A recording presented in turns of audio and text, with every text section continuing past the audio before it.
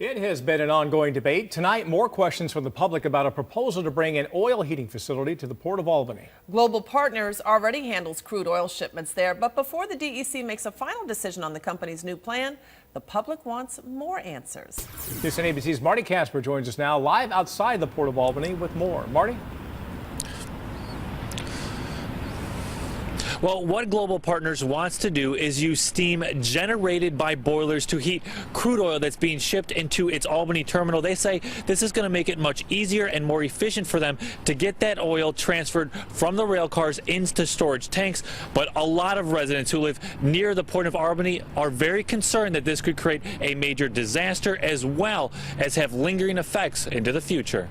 The bottom line, it only has to happen one time. Mark Johnson, like many other people, are worried about catastrophic events at the Port of Albany, as well as the dangers of gas emissions. We won't know the impact of the emissions level, to be very honest with you, until a few years down the line. Those fears have gone up since Global Partners announced it wants to install heating equipment at its Albany terminal that could handle heavy types of crude oil. Oil that doesn't flow. It's not volatile. It's not flammable. Keith Gertz is with the state DEC.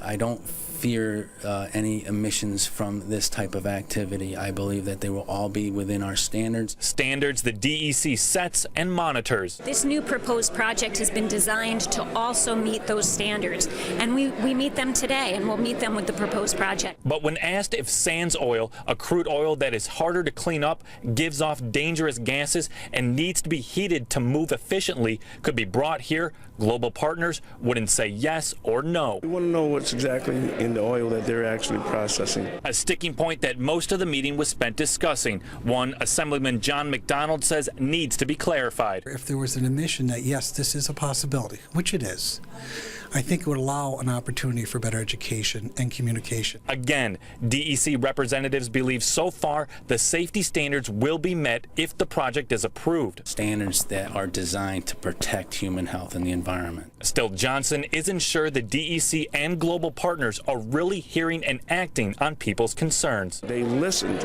as far as whether they adhere and they will do something about what our concerns are. That will be yet to be seen.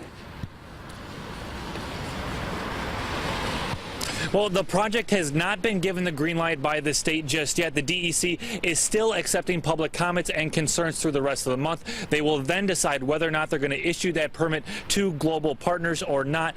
And in a side note to cap, yes, these flakes are about nickel size, so they're very cold and very wet. Reporting live in Albany, I'm Marty Casper for News 10 ABC.